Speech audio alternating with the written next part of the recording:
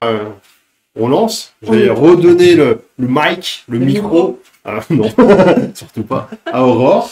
Et puis on y va. Et ben on est parti. De quoi on va parler? TRS. Allez.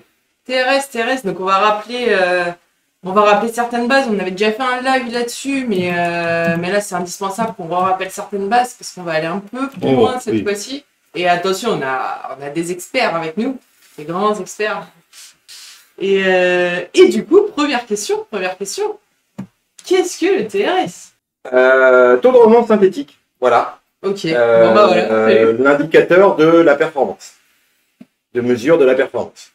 Tout à fait. Voilà. Un grand classique des lignes de production. Que tu dis l'indicateur, c'est parce que c'est le seul? Non, mais c'est le plus utilisé. Ok. Clairement. C'est le plus utilisé. On va le retrouver dans toutes les industries, que ce soit pharma, cosmétique, et puis automobile, etc. Oui. Même si certains en mesurent d'autres, en fait, ils mesurent toujours autre plus le TRS. Et quand tu veux partager, comparer, tu compares les choses comparables. Le TRS. Donc le TRS, taux de rendement synthétique. Alors moi j'entends pas mal parler quand je suis sur même quand j'étais tout bébé et tout ça, stagiaire, etc. J'entends parler des TRS, de chiffres comme ça, en pourcentage, en machin. Mais alors concrètement, qu'est-ce que ça veut dire derrière? Moi j'entends oui, alors c'est 50%, c'est 80%, c'est 60%, mais... 110%. 110%, hein? Non. C'est 110%. Alors, la définition la plus simple en français, c'est combien j'ai fait divisé par combien j'aurais pu faire. C'est la définition la plus simple. Effectivement. Voilà. Il n'y a pas de... C'est une équation sans chiffres, sans variable. Combien j'ai fait sur combien j'aurais pu faire. Ce qui fait que si j'ai fait le maximum, j'ai 100%. Ok, donc ça s'exprime toujours en pourcentage. Oui. Ok. Donc, taux de rendement synthétique. Donc, une fois que j'ai ce chiffre, combien j'ai fait, ok, et derrière, moi je me dis, si j'ai juste un chiffre qui me dit un taux comme ça, 50%, derrière, je bosse sur quoi? Pourquoi on dit que c'est un indicateur? Pourquoi je bosse derrière dessus? Pour l'améliorer. Alors, dans un premier temps, pour atteindre l'objectif que je me suis fixé, parce que le TRS, c'est l'outil qui va servir avant que le producteur s'en serve comme outil de mesure de sa performance et vérifie le niveau de sa performance. Le financier définit les budgets grâce au TRS. Ah oui, c'est vrai que c'est plus loin. En fait, c'est aussi, ça on peut en parler peut-être après, mais c'est un outil peut-être de production, mais même plus loin que ça. C'est un outil budgétaire, c'est ce que dit FX, un outil budgétaire, c'est que tu construis ton nombre d'équipes, ton nombre de lignes ouvertes, si tu vas avoir des heures sup, si tu dois recruter, si tu dois ouvrir des lignes, sur la base du TRS. Le TRS, en gros, c'est l'engagement du producteur à faire de la perf. Et c'est propre à un TRS, c'est quoi? C'est un TRS, c'est une ligne, c'est un atelier, c'est quoi un TRS? Alors, ça peut être tout ce qu'on veut. On a le droit de faire la moyenne des TRS, c'est fixe. Il a balancé le micro à la tête, quoi. Non, on n'a pas le droit. Si on a le droit, mais c'est une erreur. Si on a le droit, mais c'est une erreur. Alors, c'est pas... c'est une erreur et c'en est pas une. C'est pas une erreur de faire la moyenne de TRS pour calculer le TRS d'un atelier si toutes les lignes sont ouvertes autant de temps. Oui. Sinon, on doit pondérer cette moyenne. Oui, voilà. tout à fait. Pourquoi après c'est une erreur une autre raison pour laquelle c'est une erreur, c'est juste que, comme on va le voir après, le TRS permet d'analyser en détail la performance d'une ligne. On parle ligne par ligne, pas par atelier. À moins qu'il y ait une cause d'arrêt commune, dans ce cas-là on la traite et on la traite pour toutes les lignes. Si on a besoin de traiter des sujets individuels ligne par ligne, là il faut un TRS par ligne. Ok. Donc tu nous disais, on va le voir après, une histoire de si toutes les lignes sont ouvertes en même temps, le détail du TRS du coup, pourquoi, qu'est-ce qu'il y a dans le TRS? Qu'est-ce qu'il y a dans le TRS? Tu nous parlais d'ouverture globale, tu nous parlais, il y a d'autres choses quoi dedans. Il y a surtout trois taux. Trois taux qui sont le taux de... Dommage, parce qu'il y en avait que deux, on aurait fait Toto. C'est vrai. Ok, j'ai fait ma mauvaise blague de la journée. Ouais. Elle est exceptionnelle celle-là. Ou un peu trop. Non, allez, c'est bon. Pardon, FX, vas-y, reprends. Non, en fait, Dans le TRS, il y a, alors on pourra en mettre plus, hein, c'est parce que le commun veut que ce soit comme ça qu'on pratique. Il y a 3 taux, on les propose en 3 taux. Le produit de ces 3 taux donne le TRS, et ces 3 taux sont le taux de disponibilité, le taux de performance et le taux qualité. Le taux de disponibilité, bah, c'est le reflet du temps par rapport à l'ouverture que j'ai donnée à ma ligne. C'est le reflet du temps pendant laquelle la ligne a été disponible pour fonctionner. Ensuite, le taux de performance, c'est quand ma ligne a été disponible pour tourner. Bah, c'est l'explication, les raisons pour lesquelles j'ai pas fait 100% de TRS sur le temps restant une fois que j'ai enlevé le temps perdu en disponibilité. Et enfin, le dernier taux, c'est le taux qualité. Et le taux qualité, c'est le reflet de la performance en termes de contrôle, d'inspection et de rejet de la machine. Et si je fais l'analogie, par exemple, avec un four, tu mets une pizza dedans, ton taux de dispo pour un four, c'est quoi? C'est tout le temps où tu peux l'utiliser, tu me disais? Alors, le taux de dispo pour un four, bah, déjà, il faut l'allumer. Et après, une fois qu'il est allumé, il faut qu'il soit chaud. Donc, le temps de chauffe, par exemple, le temps qu'il chauffe, il n'est pas dispo. Okay. Ça, c'est une perte de disponibilité. Après, si tu mets ton thermostat à 160 degrés et que ton thermostat fonctionne mal et qu'il fait que 130, ah bah là, c'est de la performance parce que ta pizza, du coup, elle va cuire beaucoup moins vite. Si et si tu crames ta pizza, bah là, c'est ton taux qualité qui va dérouiller. C'est vrai qu'il est bien ce. C'est pas mal la pizza. Ouais, ça, ouais. On était parti sur une voiture, on est allé sur un four. Ouais, mais parce que. Ah, t'avais préparé. Mais t'as pas écouté. Mais non, mais elle a préparé, mais elle nous l'a pas dit. C'est pour les effets surprise. J'ai mangé. Et puis, j'y que... pense à manger. Elle est repartie sur la pizza. Très bien. Le four qu'elle n'a pas su arrêter d'ailleurs. Adaptation, quoi. Ouais. Hein Le four qu'elle n'a pas su arrêter. Et d'ailleurs, la maison, elle est en train de cramer. Oui, bon, on est à l'étage et on est enfermé, donc évite. Donc, du coup, TRS, c'est taux de dispo fois, j'aime bien toujours répéter, taux de dispo fois taux de perte fois taux qualité. Voilà. Et ça, fois ça. Oui. Fait un 54% par exemple. Voilà. Et du coup, des fois, si tu as un taux qualité hyper mauvais, au final, c'est là que j'allais en venir. Important. Pour pas écœurer tout le monde, on va pas trop faire de chiffres, on va essayer. Mais vu que c'est le produit de 3 taux, si chaque taux est à 0,5, je vous laisse faire le calcul de 0,5 fois 0,5 fois 0,5. Ça fait pas beaucoup. Voilà, ça fera, ça fait pas beaucoup. Faut arrêter de produire là. Il y a un problème. Et même s'il y a un des 3 taux qui est à 0,5 et que les 2 autres sont à 1, là, tu auras 50% péniblement. Donc, ces 3 taux doivent être très hauts. Et il y a une... je sais pas, il y a un taux qui est plus important que l'autre ou bah non, vu que c'est... L'ordre n'est pas un hasard, en fait. Pourquoi parce que la première des choses à faire, on va revenir sur la métaphore de la voiture plutôt que du four, mais le taux de dispo d'une voiture, c'est de pas avoir, d'avoir des roues sur la voiture. S'il n'y a pas de roues, le taux de dispo est fortement impacté. La voiture ne peut pas rouler. Donc la première des choses, vu que le premier taux va être impacté par la valeur du second, plus le premier sera haut, vu qu'on les prend dans l'ordre, plus le premier est haut, moins il sera impacté, parce que là c'est faux ce que je vais dire, parce que plus il est haut à un même pourcentage, il y aura une valeur qui sera plus élevée, ça aura plus d'impact en valeur absolue. Mais la première des choses, c'est de donner à la ligne l'opportunité de fonctionner. Donc, on donne à la voiture l'occasion de rouler. Voilà. Okay. Et après, quand on roule avec la voiture, et là, ça va être le taux de performance, qu'est-ce qui est mieux? Est-ce que c'est de prendre le chemin vicinal ou l'autoroute? On roule plus vite sur l'autoroute. Donc, quitte à dire maintenant la voiture roule, je vais aller sur l'autoroute, c'est comme ça je roule plus vite. Ouais. Sur un même temps, et quand je roule à 130 pendant 1 heure, j'ai fait 130 km. Quand je roule à 60 pendant 1 heure, j'en ai fait 60. Ça, c'est le taux de performance. Et le taux qualité, du coup, c'est je me suis trompé sur le GPS et puis... Voilà, je me trompe de route, ou je roule sur le trottoir et je tape des lampadaires. Ça, c'est le taux qualité. Je tape des lampadaires, voilà, c'est marrant. D'accord, donc là, on a un peu une bonne vision du TRS. Je sais pas si le chat, vous avez... Non, ça vanne un petit peu sur ma blague. Du coup, je me suis vengé avec Poupie, donc c'est bon. Tu n'as rien loupé d'important pour le moment. N'hésitez pas, si vous avez des questions, bien entendu. On est là pour répondre, on est là pour prendre notre temps et pour répondre à vos questions. Et merci d'être en live, parce que les replays marchent beaucoup, mais c'est vrai que c'est encore plus sympa quand les gens participent en live. Je fais un petit signé, Christophe. Ah ouais. Très clair, FX. Très bien, monsieur Christophe.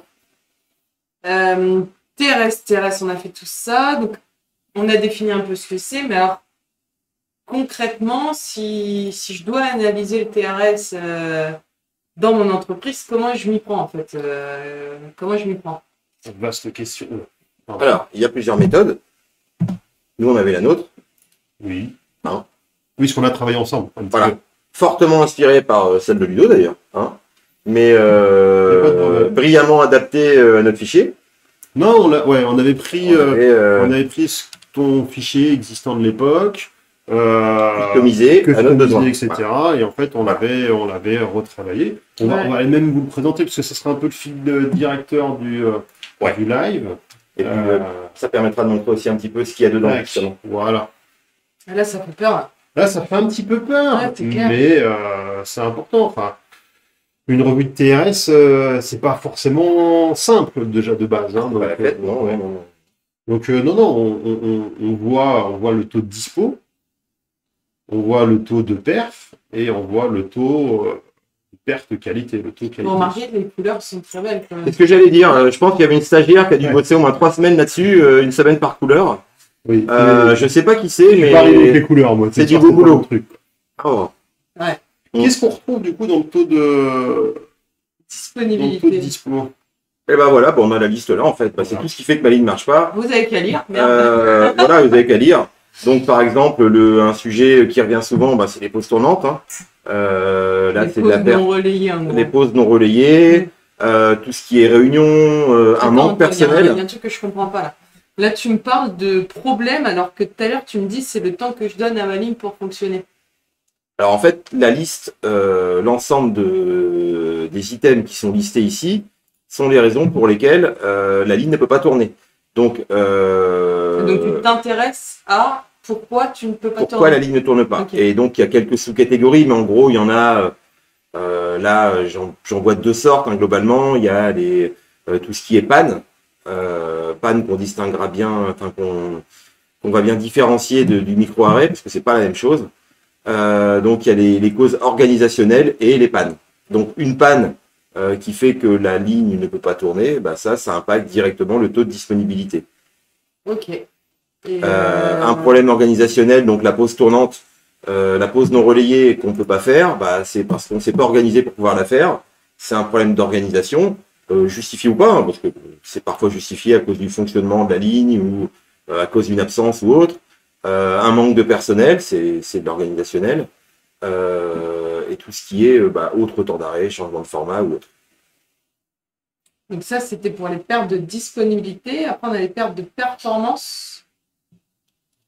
Hop, regardez en direct. Wow. Donc les pertes de performance, c'est ce qui fait que lorsque notre ligne est censée tourner, censée fonctionner, elle fonctionne, mais pas à 100%. Donc là, on a toute la liste des micro-arrêts. Moi, j'avais un responsable d'alternance à l'époque qui me disait c'est le caillou dans les chaussures. C'est le caillou dans les chaussures, exactement. C'était une excellente métaphore. Je sais pas qui a fait ça, mais c'est brillant. Donc c'est tous les micro-arrêts. Donc les micro-arrêts, c'est les petits cailloux dans les chaussures. Hein. C'est ce qui fait que on passe son temps à faire ce qu'on appelle aussi le bleu-vert. Le bleu-vert. Le fameux bleu-vert. Et bleu-vert qui peut déraper en taux qualité lorsqu'il est fait sans regarder ce qu'on bleu-vérise. Ce qui est excessif. Voilà. Ok. Et donc là, il y a plusieurs catégories. Donc il y a les micro-arrêts, et puis après, les choses qui font qu'on ralentit, donc des choses qui sont incompressibles, telles que les changements d'AC. Changements d'AC, donc les articles de conditionnement. Alors ça, il y a débat, non? Il peut y avoir débat, parce qu'il y a toujours moyen de réduire.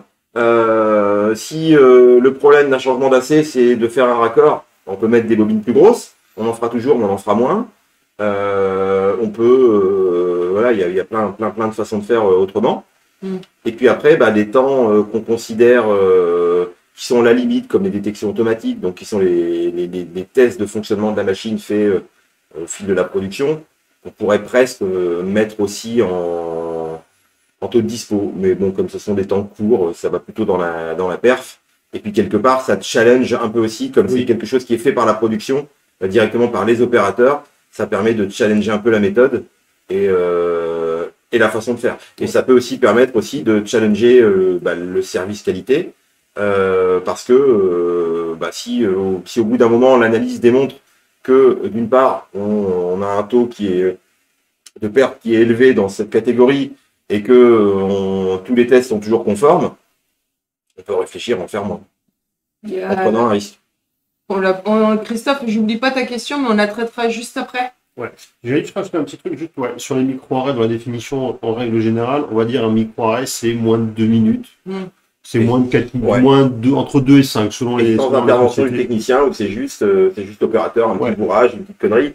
Et s'il y a trois bourrages identiques, petits mais identiques, au même endroit, là il faut se dire que il y a une cause, il faut la trouver. Oui. Et là on monte d'un cran, ça peut être le technicien qui intervient. Ouais, souvent un taux de perf il va être à 90%, mais il faut quand même imaginer que ce taux de perf arrive après le taux de dispo. Ouais. Donc si on prend un taux de dispo qui va être à 60%, ça veut dire que de 60%, dès qu'on lance la machine, on tombe à 54. Ouais, et là ça fait mal. En fait, parfois on va voir taux de perf 90%, ouais, tout va bien sur la perf. Non, c'est qu'on perd 10% dès que la machine elle est disponible. Et c'est énorme. Et c'est énorme au final. Oui. Et ça fait de grosses différences à la fin de l'année. Et souvent, des micros-arrêts, etc. C'est aussi de la conduite de machine, du bleu vert, ou des opérations par les conducteurs de ligne, encore plus. C'est anormal. C'est irritant en plus, non? C'est un irritant. On utilise souvent le terme d'irritant, mais ouais, ça peut être un irritant. C'est un irritant aussi pour la personne qui conduit la machine. La règle, souvent, sur combien on va mettre le micro-arrêt, c'est ce qu'on veut capter. Grosso modo, c'est ce qu'on veut capter. Ouais. Parce qu'à un moment, si on met du 30 secondes, c'est extrêmement complexe. Ça me fait penser à un truc de ce qu'on veut capter, mais du coup, c'est... Là, tu captes comment les informations, en fait? Souvent, ça va être fait sur ligne. Il va y avoir soit des feuilles, papier classique, soit un fichier Excel, soit des logiciels un peu plus aboutis. Mais en gros, la machine s'arrête. C'est systématiquement la même chose. La machine s'arrête. L'opérateur doit aller commenter l'origine de l'arrêt. Et c'est là que c'est difficile, le système tout automatique, qui est encore compliqué parce que même maintenant, sur des machines récentes, on a du mal à avoir des interfaces qui permettent de récupérer l'ensemble des données techniques de la machine. Il y a toujours une partie où ça reste dans des catégories générales, mais on n'a pas le détail, on n'a pas l'analyse fine. Et là où ça va être encore plus complexe, c'est sur la dernière catégorie, là, les pertes de vitesse, perte de cadence. Alors la perte de cadence, en gros, c'est quoi? On a une tourelle. La tourelle, il y a par exemple 24 positions. La machine tourne, mais il n'y a que 15 unités sur cette tourelle. Mais elle continue de tourner. Ouais. Donc, ou alors elle ne tourne pas assez vite. Ou elle ne tourne pas assez vite. Ouais, elle tourne pas assez vite. Souvent, parce que parfois aussi tu peux baisser la cadence, soit avoir un problème, etc. Mais souvent, si la tourelle qui n'est pas pleine, moi je sais que quand j'étais au Mirage, je faisais des Gemba, on a fait un live sur le Gemba. Moi, j'allais regarder la tourelle, savoir si elle était pleine. Tout le temps gavé. Bah ouais. Faut que la machine soit tout le temps gavée. Faut que la machine soit, la tourelle, faut qu'elle soit tout le temps pleine, parce que quand dans ta tourelle, qui va être souvent un organe critique pour alimenter le reste de la machine, tu es déjà chargé à 60%, ton taux global de TRS, il va chuter. Peut-être un écart de langage aussi.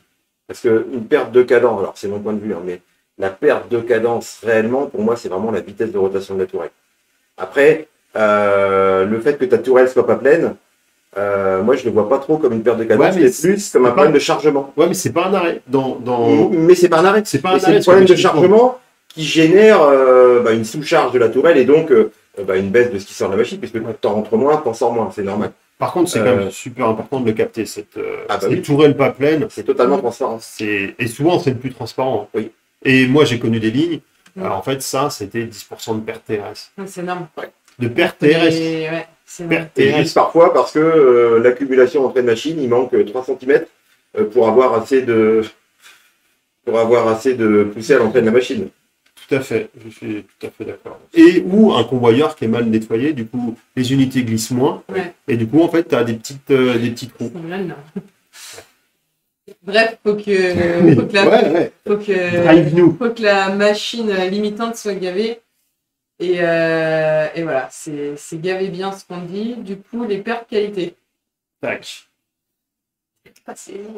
Alors, les pertes qualité, là, elles sont dans un fichier qui était adapté aux besoins de l'époque et aux capacités des machines. Donc, on a rangé un peu plus dans des catégories liées à la qualité les items qualité. Idéalement, dans cette partie-là, on ne devra avoir que les taux, que les rejets de la machine.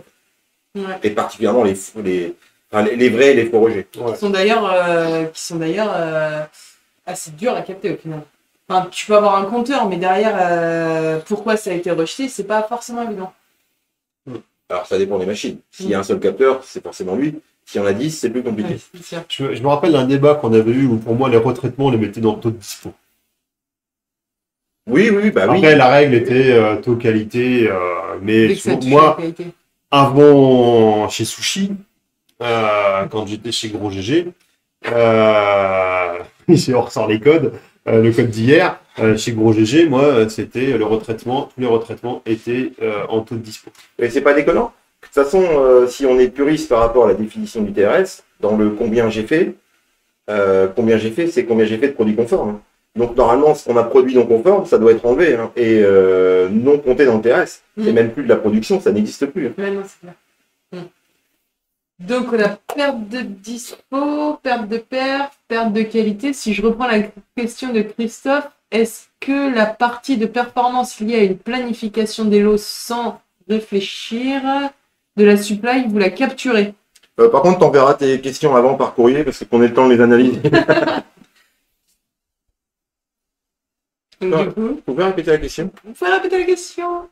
Est-ce que la partie de performance liée à une planification de l'eau sans réfléchir de la supply, vous la capturez? Ouais, enfin ça. Je crois que c'est pas le même indicateur pour moi. Ouais, tu vas la capturer parce que tu vas en payer les conséquences. Si tu te tapes un format en plus, le format il va t'impacter ton taux de dispo. Donc déjà tu vas le payer cash dès le début. Et puis si après ça génère d'autres soucis parce que tu n'as pas anticipé, parce que la machine est mal réglée, tu pourrais le payer éventuellement si c'est un produit qui demande plus d'opérateurs et que tu ne l'as pas prévu, tu vas le payer dans ton attente personnelle. Tu vas le payer dans plein de petites catégories. Après, faire le lien directement, l'impact entre ça et ce changement de lot un petit peu imprévu, ça va être dur. Je pense que c'est pas le même indicateur qu'il faut utiliser et je pense que ce sera un indicateur un peu propre à la supply. Non, en fait, connaissant bien Christophe, je pense qu'en fait, Christophe a en tête un indicateur de performance lié au service logistique. Dans l'alimentation de la ligne, et c'est vrai que c'est un débat qu'on a déjà eu. Moi, je considère que la logistique a des indicateurs du site, mais n'a pas d'indicateur de performance du service en tant que tel. Par contre, comment est-ce que... Ouais, mais c'est rare, franchement. Des routes planifiées. Est-ce que tu as des... c'est pas des indicateurs de performance. Mais en fait, là, par rapport à la question de Christophe, on va retrouver ça sur attente AC ou attente PSO. Ça veut dire, grosso modo, j'ai pas l'OF. Et donc, du coup, l'absence de l'eau, pour la question de Christophe, ça va se retrouver sur de l'attente AC, sur de la ou attente de PSO. PSO, grosso modo, c'était l'eau. Est-ce qu'on a l'eau ou pas? Après, si tu planifies les trucs qu'on n'a pas, en même temps, c'est compliqué. Bon. Ouais, c'est exactement ça. Mais je connais mon Christophe. On bosse ensemble depuis 2007. Mon Christophe. Donc on a les différents taux, on a ça. Et du coup, ma question initiale, c'était vraiment qu'est-ce que tu en fais après? Tu as plein de chiffres là à côté. Qu'est-ce que ça veut dire? Qu'est-ce que c'est et comment tu fais pour analyser le TRS? Quelles sont les solutions là? Ouais. C'est là la petite nouveauté. Et ouais, c'était là le petit plus qu'on avait mis en place. Parce que QP Pharma, on n'est pas là pour dire des vérités théoriques, il faut faire le TRS tous les jours, on est là pour aussi parler un peu de véracité. Un puriste Black Belt, OE, TRS, il va te dire quoi? TRS, tu prends le top 1 de perte TRS de la veille et tu dois le tuer. Voilà, ça, c'est le discours que tous les consultants performance vont vous faire. Nous, on avait une stratégie qui était complètement différente parce que le top 1 de perte TRS de la veille est peut-être pas ce qui va nous faire perdre le plus à la semaine. Et puis, à un moment, quand c'est par exemple un changement de format, ça prend du temps. Forcément, ça sera le top 1 de perte TRS de la veille. Et puis, il n'y a pas forcément grand-chose à y faire. Enfin, tu peux l'améliorer. Ça fait partie du fonctionnement. Mais tu ne pourras pas en deux si tu as déjà travaillé dessus. Voilà. Et donc, du coup, ce qu'on avait fait, on avait défini des gammes. On avait défini des gammes pour chaque ligne de taux dispo, taux de perf, taux qualité. Pour un TRS, un objectif de TRS à 55 points, qui était notre TRS de la ligne en question, on avait pour chaque catégorie défini une gamme. Ça veut dire que, entre guillemets, on s'autorise, dans un fonctionnement normal, d'avoir ces taux de perf TRS pour chaque catégorie. Donc, si tu prends par exemple. Si on faisait la somme de tout ça, ça fait 45. En gros. Je ne fais pas au cas où. Ouais, c'est ça. C'est exactement ça. Non, mais on a changé les chiffres exprès. Voilà.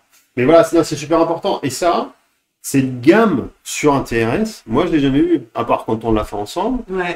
Moi, je ne l'ai jamais vu.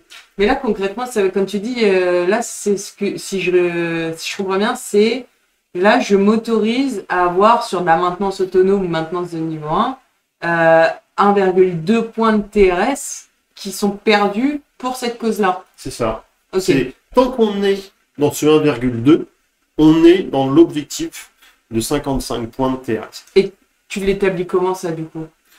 Parce que là, c'est quand même. Ça varie entre les catégories. Juste avant de répondre, je viens d'y penser, et c'est vrai que j'aurais dû le dire avant. L'objectif de cette gamme-là, à un moment, tu vas prendre la maintenance. Intervention de maintenance. Souvent dans le taux de dispo, c'est un des plus gros. Clairement. Ouais. Tu vas prendre ton taux de maintenance, tu vas voir, allez, sur une semaine, 8 points de perte TRS. Ok. La semaine d'après, ils ont fait 5 points de perte TRS. Ils ont bien bossé, il y a beaucoup moins d'intervention. 5 points de TRS. Si tu es sur une stratégie comme ce que tout le monde dit, tu prends le top 1 de la veille, tu le tues, etc., tu vas retomber sur la maintenance. Les mecs, ils ont mieux bossé. Ils sont passés de 8 à 5. Mais ça va rester le top 1 parce que ça fait partie d'un fonctionnement normal de la ligne. Et en fait, en faisant une gamme, ça te permet de te dire que, par exemple, la maintenance, n'a pas fait perdre 5 points. Elle a fait gagner 3 points de TRS à partir du moment où tu as gammé 8 points de TRS pour la maintenance. Enfin, je ne sais pas si je suis clair, mais il ne faut pas fonctionner en valeur absolue. Il faut fonctionner par rapport à ce qu'on a gammé. Et tant qu'on est dans la gamme, on est dans l'objectif. Donc, si on est sous la gamme, on gagne du TRS. Si on est au-dessus de la gamme, on perd du TRS. Et si on n'en perd pas, on n'en parle pas. Et si on est aligné, on n'en parle pas. On n'en parle pas. Tout à fait. Donc, si vraiment on en parle, c'est qu'on n'a plus que ça à faire. Ouais. Mais c'est jamais arrivé. On n'a rien à se dire. Oui, c'est déjà arrivé. Sur la fin. Bon, on peut se parler de plein de choses. Là. Oui. Oui, ah bah oui. On sait faire. Hein. La météo, ça. Et donc, du coup, pour répondre à la question, comment est-ce qu'on calcule ces gammes-là? Déjà, on part de la cible. Ouais. Je fais 55. Donc, qu'est-ce qu'on va mettre dans les 45 restants? Donc, ce qu'on va mettre dans les 45 restants, en gros, on va se baser aussi un peu sur l'historique. Ouais. Oui. Numéro 1. On va prendre un peu ce qui s'est passé dans les 3 derniers mois, dans la dernière année, etc. Et puis, on va regarder aussi ce qu'on va juger comme étant normal. Il y a des choses, on ne va jamais mettre des pourcentages de TRS. Typiquement, attente composant, attente PSO. On ne va jamais se dire qu'on en aura. On ne va pas dire qu'on va mettre une gamme sur attente composant sur une ligne. Ouais, non, donc ça, clairement, c'est 0. On ne doit pas être dans cette configuration-là. Si ça passe pas, un soupçon d'ambition et ça passe. Tout à fait. Donc du coup, non, tout ça là va être basé sur l'historique et un petit peu de bon sens paysan. Typiquement, EBRS qui sont des logiciels, on n'attend pas. Ça arrive, mais on n'attend pas d'avoir des pattes. Est-ce qu'il n'y a pas des stratégies parfois où tu te dis, ce mois-ci, j'ai quand même plus envie, enfin ce mois-ci ou cette année, j'ai quand même plus envie de suivre telle catégorie et du coup t'autoriser à mettre une gamme assez faible pour... c'est un outil de pilotage. Un outil de pilotage. Donc ce qui est important, c'est par rapport à ce que tu dis, c'est que cette gamme-là, c'est basé sur l'historique, c'est basé sur un bon sens paysan de je ne mets pas X% pour attendre PSO ou pas SAP. Par contre, effectivement, tu dois aussi planifier toutes tes ambitions d'amélioration dans cette gamme-là. Si par exemple, tu fais un gros programme sur tout ce qui est micro-arrêt en lien avec l'étiqueteuse, tu vas te mettre une gamme, tu vas essayer d'aller te mettre une gamme qui va être plus faible parce que dans l'animation de la performance, ça va ressortir encore plus rouge. Ouais. Vu que tu vas te mettre une gamme faible, le réel sera peut-être plus haut, donc tu vas plus en parler automatiquement. Ah, d'accord. Ok. Donc là, dans ton fichier, il y a la gamme, il y a ce que tu vois, et à côté, du coup, tu as un code couleur sur les points sur lesquels te concentrer. Ok. Et il y a quoi d'autre comme méthode? C'était l'analyse sans gamme, et tu disais que c'était, en gros, tu regardais pas forcément au bon endroit. C'est ça. Ok. Ouais, ben, ça, moi, j'insiste toujours là-dessus, hein, Mm. et c'est un débat que j'ai souvent. T'en as, ils vont te dire, ok, c'est quoi le numéro 1 de perte TRS de la veille, quoi? Mm. C'est les changements de l'eau. J'ai eu 2 changements de l'eau. Ok, à partir de là, t'as fait tes 2 fois 1 heure de changement de l'eau, t'es conforme à ta gamme, t'es conforme à ton Gantt de changement de l'eau. Qu'est-ce que tu vas dire? Tu fais un semaine tous les ans. Et Ouais, ça, Tu es tu au taquet, tu l'appliques gagnes 30 secondes. Ouais. à quelle maille? Tu peux l'appliquer à différentes mailles ou la notion de gamme? Est-ce que tu peux l'appliquer à une analyse quotidienne, une analyse annuelle ou... ouais, je sais pas. Ouais, Moi, je resterais sur une maille assez fine. Parce que plus ta vision est large, moins tu es précis dans tes actions. Alors, à moins que tu aies une grosse tendance qui sorte sur toute l'année, dans ce cas-là, tu vas garder la vision dessus sur l'année. Si c'est des choses qui sont ponctuelles, au final, quand tu feras la somme à la fin, tu as plein de trucs qui vont pas ressortir parce que tu n'auras que des petites sommes et tu vas comparer des petites sommes. Donc, ça peut être bien si tu as vraiment un truc que tu veux suivre sur toute l'année, oui. Si vraiment tu veux faire fin, non. moi, c'est un débat que j'ai souvent. Pour moi, le TRS, c'est un outil d'amélioration. C'est pas un outil de reporting. Mm. Donc déjà, le TRS, pour moi, il doit rester au niveau directeur. Ouais, ok. Il ne doit pas aller au-delà. Mm. C'est ce qu'on discute dans les débats qu'on avait eus sur le stream précédent sur le TRS. Ouais. Les limites du TRS, oui, à un moment, tu ne compares pas des sites avec du TRS, ça ne veut rien dire. Parce que tu as des organisations qui sont différentes. Tu n'as pas les mêmes produits, tu n'as pas les mêmes machines, tu n'as pas les mêmes gens, t'as pas. Non. Donc du coup, pour moi, un TRS à la maille quotidienne, ça commence à faire un peu trop petit pour moi. Que tu collectes les informations, oui, il faut collecter les informations. Pour en faire un cumul et faire une semaine. Ouais, il faut, parce que sinon ça va tomber dans le non renseigné, tu sais pas ce que c'est, etc. Donc oui, il faut que dans ton TRS, tu le collectes tous les jours. Que tu aies des indicateurs de suivi quotidien, oui, rapide, taux de perte, taux de qualité, taux de dispo, pas dans le bon ordre et fixe, excuse-moi. Ça fait 2 fois. Ça fait deux fois. Par contre, aller sur le type de fichier qu'on vous a présenté là, pas celui-là, ça c'est hop, petite faute de frappe sur celui-là. Tous les jours, ça va faire beaucoup. Oui. Et puis, pourquoi aussi ça peut être un risque à faire trop court dans la maille de revue de ce type de fichier-là, c'est qu'en fait, à un moment, c'est quoi le top 1 de la semaine? C'est ce que j'allais dire. Là, tu ça qui est t'intéresses à important. quoi? Tu t'intéresses à un top 1, un top 2? Enfin, c'est toi qui décides. C'est globalement. C'est quoi le but? Est-ce que tu vas regarder tout ce qui est au-dessus de la Non. gamme? Non. Et oui, puis il y a un truc aussi qui est hyper important, c'est la maille des actions que tu vas définir. Ouais. Si la maille des actions que tu définis, elle est de 3 à 4 jours ou une semaine, ça sert à rien de reprendre la valeur le lendemain, puisqu'il n'y a aucune raison qu'elle ait bougé, puisque l'action que tu as décidée n'est pas encore effective. Bah, oui. Donc ça sert à rien, en fait. Tu vas dire, ah bah j'ai encore 2%. Allez, normal, super. Et le Je pense lendemain, que j'ai t'en auras encore encore 2%. demain, quoi. Bah, c'est probable. C'est probable. Mais en fait, c'est souvent aussi le débat qu'on peut avoir, c'est qu'à un moment, collecter, c'est bien, analyser, c'est très bien, agir, c'est beaucoup mieux. Et réfléchir, c'est pas mal non plus. Et réfléchir entre les deux, c'est bien. Entre les deux. C'est vrai qu'avant, il y avait tous ces fichiers-là qui étaient collectés. Ouais, c'est Il vrai. n'y avait pas la réunion hebdomadaire, il n'y avait pas la revue, le plan d'action, on vous présentera un bout de plan d'action après. Bah, ce qui fait qu'en fait, c'est bien. Hein. Tous les opérateurs sur ligne, ils passent leur temps à tout collecter. Ouais. Euh, Ils utilisent du temps aussi. ils utilisent du temps, etc. Mais après, il y a toute l'analyse par rapport à ça. Et comme dit FX, à un moment, analyser, mais c'est bien, mais il faut agir surtout, quoi. Et à partir du moment où tu as un plan d'action qui est défini, bah, passe du temps à délivrer ce plan d'action plutôt qu'à refaire l'histoire de est-ce que c'est toujours la même chose hier? Est-ce que c'était la même chose qu'avant-hier? Est-ce que ça sera la même chose demain? Non, fais tes actions, améliore. Et puis, bah, moi, c'est ce que j'ai toujours dit. Peut-être que tu n'es peut-être pas sur le top 1 ou top 2 ou top 3. Ce que tu es en train de faire, c'est peut-être au final le top 7 de la semaine. À partir du moment où tu le tues, il ne revient pas la semaine d'après. Et t'as déjà gagné ça, quoi. Si le matrice gain est fort, que ton premier sujet, il te permet de gagner un peu plus de points, mais qu'il faut 6 mois pour le faire, bah, parfois, t'es mieux de te dire, bah tant pis, je commence par le 2. Et puis de toute façon, ce qui est fait... Exactement. Oui, matrice gain est fort, ouais. Ouais, non, c'est exactement ça. Ok. C'est exactement ça. L'analyse, c'est bien, il faut. C'est pareil, hein, tu vas pas aller à 0,5 près. C'est T'en bien. fous, hein, c'est Ouais. le chiffre avant la virgule qui compte. Hein, c'est... Ah oui, oui, oui, oui. Non, non, C'est le pilotage j'ai de la- déjà eu ce débat-là. Hein. Entre 12,1 et 12,2. Ah ouais, ouais, Ah, ouais. Dès que t'as 12, déjà, c'est Un bon. auditeur Ouais, financier qui m'avait dit ouais, vous êtes sûr de la précision de votre 12,1. Moi, lui, je m'en fous. C'est 12 qui m'intéresse. Bah oui, non, c'est clair. À 10 puissance 2 près. Bah ça, c'est typiquement Salut Joker. le pilotage ou alors l'utilisation d'un chiffre pour faire beau aussi, quoi. Top 1, Ludo, il connaît pas. Ouais, ça c'est une blague de geek sur Warzone. Ouah. Je vais bientôt me lancer dans le stream sur Warzone. Non, je rigole.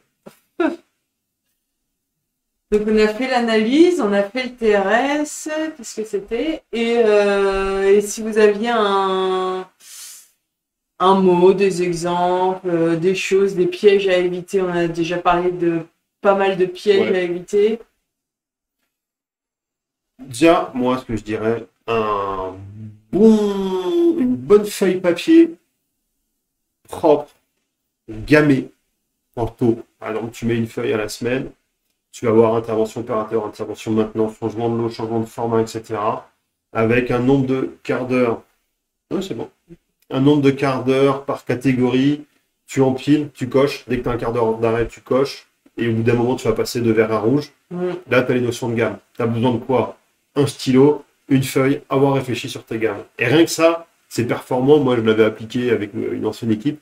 On est en transition, on n'avait plus rien sur d'IP21 ou de logiciel de tracking, etc. On était retourné à l'âge de pierre, à l'âge de la feuille et du stylo, et ça a très très bien marché.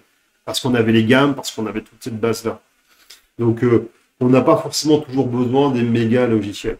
Ouais. Parfois, les logiciels, ils vont dicter la manière de faire le TRS, donc Bah, ils vont orienter sur valeur absolue et pas écart par rapport à la gamme. J'ai jamais vu de logiciel qui parle d'écart par rapport à la gamme. C'est que de la valeur absolue. Il y en a certains qui l'intègrent un petit peu, mais après, c'est vrai que c'est pas la majorité, et puis souvent, on commence pas par ça. On n'a plus de notion de gamme. On peut? Ouais. Oui. Il y a un débat entre les, il y a un débat entre les deux sushis. Non, mais je vois le commentaire de Joker GG. Effectivement, c'est pas très Industrie 4.0, mais à un moment, c'est un peu le débat qu'on avait eu aussi sur Docino électronique. Hein. À un moment, faire l'outil joli informatique, Faire pareil qu'avec du papier. ouais, voire parfois moins bien. Hein. Je me rappelle du pas moins commentaire bien, d'un mais mec, plus long. ouais, un Oui. mec qui était venu dans le chat en live quand on avait fait le dossier de l'eau et notamment la question sur Docino électronique, qui nous avait dit bah non, maintenant on a encore plus de papier, c'est encore plus complexe Ouais. qu'avant le papier. Mm. Fichier TRS, oui, il y a plein de choses qui sont très bien. Il y a de très bons fichiers de TRS automatiques. On avait automatisé un certain nombre de choses. Par contre, à un moment, si ça bosse que en valeur absolue et pas en écart par rapport à la gamme, moi je considère que ton. Alors, après, on Après, pourrait il y a monter- quand même le débat Ouais, c'est un sur débat, le hein, mais- 4.0 de l'interaction aussi qu'il peut y avoir. Par exemple, tu as plusieurs machines sur un parc qui sont les mêmes machines.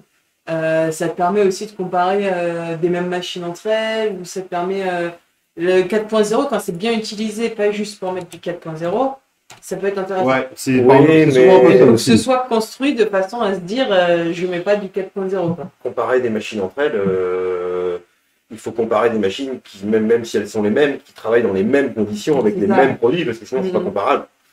Donc, Bah, faut peut-être les remettre dans les mêmes conditions. Après, c'est un grand débat. Ouais. Par contre, tu vois, là où l'industrie, déjà faire ce premier pas, moi je ne serais pas dans un fichier de suivi de TRS. Ça serait sur des tags sur tes équipements pour aller capter les micro-arrêts, les pertes de vitesse, etc. Après, les micro-arrêts sont quand même difficiles à capter sans Non, capteur. non, si moi je devais mettre de l'argent, je suis Ouais. propriétaire d'une ligne de conditionnement, j'ai 2000 € à mettre, voilà, j'ai 2000 € à mettre soit c'est un logiciel de suivi de TRS ou c'est l'opérateur qui collecte, ou j'utilise cet argent-là pour mettre des petits tags espions sur la ligne. C'est en don, un truc comme ça que ça s'appelle. Ouais, t'as plein de logiciels. Et en fait, dès que ça va passer devant une cellule, ça va incrémenter. Bah moi, je vais dépenser là. Parce que là, je vais pouvoir capter micro-arrêt, perte de vitesse. Tu mets ce tag-là sur une voie d'éjection, tu as ton éjection en temps réel, etc., etc. Si moi j'ai de l'argent, je le mets là-dessus. Là, on est sur du 4.0. Si c'est juste faire un truc qui marche très bien sur du papier, du 5 doigts 0.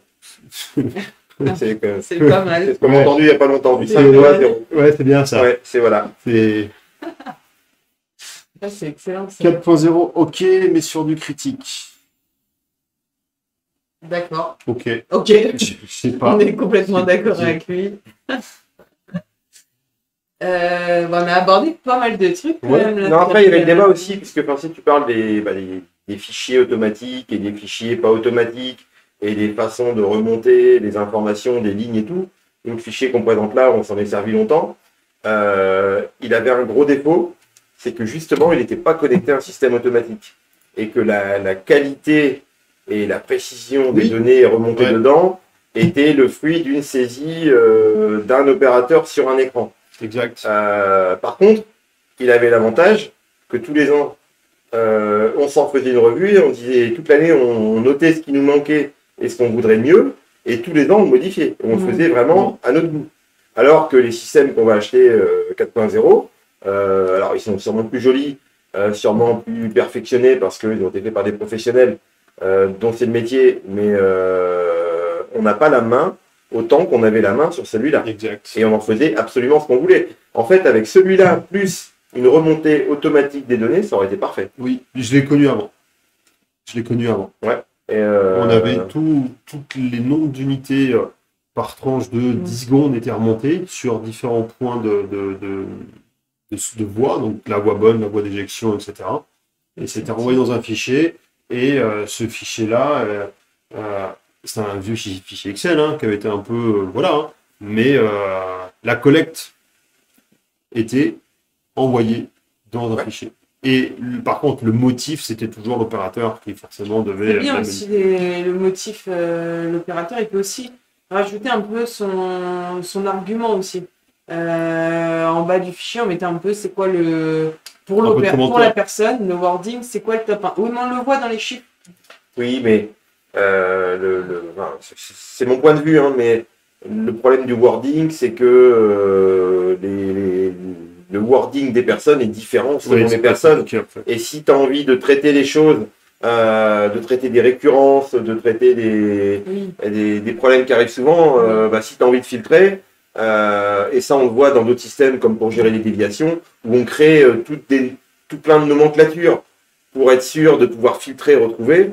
Si tu laisses un wording libre, tu vas jamais rien retrouver. On a vu pas mal de choses, TRS, on a vu pas mal, on a vu ce fameux fichier et sa façon surtout dont on a construite, que ce soit Excel ou pas, c'est surtout la logique qui est derrière. La gamme qui est super importante. Qui est super importante. On espère que ça vous a mis un peu, comment on dit l'expression l'eau à la bouche. L'eau à la bouche, voilà, merci. C'est un travail d'équipe.